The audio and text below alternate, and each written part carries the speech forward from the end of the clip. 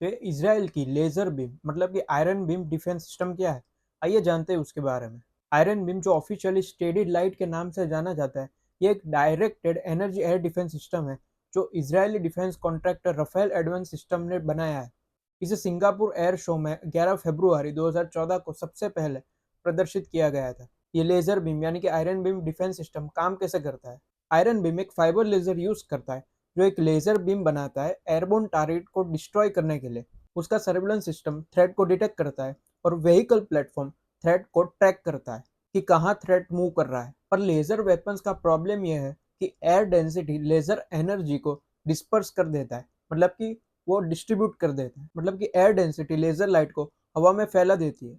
अब इस प्रॉब्लम को आयरन बीम कैसे सॉल्व करता है? आयरन बीम छोटे कॉइन साइज के बीम्स को टारगेट पर शूट करता है। कॉइन साइज के बीम इंडिविजुअली कम डिस्पर्जन फेस करता है, मतलब कि वो हवा में कम फैलते हैं। ये बीम डायरेक्ट टारगेट पर हिट नहीं करती, ये बीम टेलीस्कोपिक रिफ्लेक्शन के जरिए टारगेट पर हिट करती है। उसके बाद और लेजर बीम्स को उसी डायरेक्शन में रीडायरेक्ट किया जाता है। पहला बीम जिस स्पॉट पर टारगेट किया गया उसी स्पॉट पर कई और बीम एक साथ टारगेट किए जाते हैं। उससे एनर्जी एक जगह पे कॉन्सेंट्रेट होती है और टारगेट डिस्ट्रॉय हो जाता है।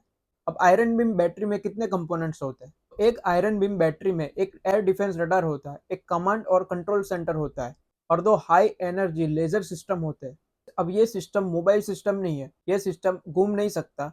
ये सिस्टम एक ही जगह पर खड़ा रहकर टारगेट पर हिट करता है क्योंकि उसका वेट ज्यादा है। और अगर ये सिस्टम मोबाइल बनाया गया तो पावर अवेलेबिलिटी के इश्यू रहेंगे, मतलब कि ये सिस्टम जहां पर भी जाएगा वहां पर उसको ऑपरेट करने के लिए पावर भी चाहिए। इसीलिए इस सिस्टम को आयरन डोम के साथ इंटीग्रेट करके ऑपरेट किया जाता है।